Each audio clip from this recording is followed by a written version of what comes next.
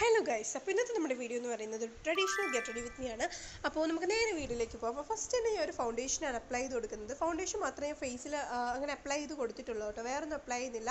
അതുകൊണ്ട് ഞാൻ I shadow ഇട്ടു, അതുപോലെ തന്നെ ലിപ്സ്റ്റിക്ക് ഇട്ടു. അതുകൊണ്ട് കണ്ണെഴുതി, പിന്നെ ഞാൻ ആദ്യം ഒരു വട്ടപ്പൊട്ട് ഇട്ട് നോക്കി, അതായത് ആ ഒരു ഐലൈനർ വെച്ചൊരു വട്ടത്തിലൊരു പൊട്ടാക്കിയപ്പോൾ എനിക്ക് ഇഷ്ടമായില്ല. അതുകൊണ്ട് ഞാൻ ഈ ഒരു പൊട്ടിട്ടു.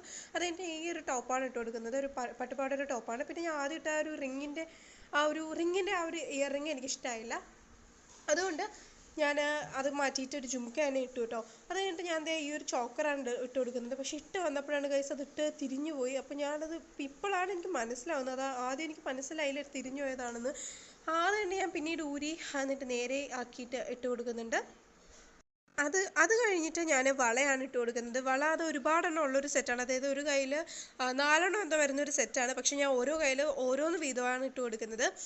അത് കഴിഞ്ഞിട്ട് ഞാൻ എൻ്റെ ഒരു ഹെയർ സെറ്റ് ചെയ്യുന്നുണ്ട്.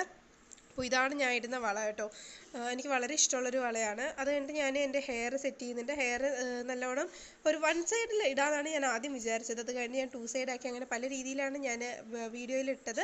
പിന്നീട് ഞാൻ ഒരു ഫൗണ്ടേഷൻ വെച്ചിട്ട് ഒരു ചന്ദനം ഇട്ട് കൊടുത്തിട്ടുണ്ട് കേട്ടോ, പക്ഷെ അത് അറിയുന്നില്ല ഗൈസ്.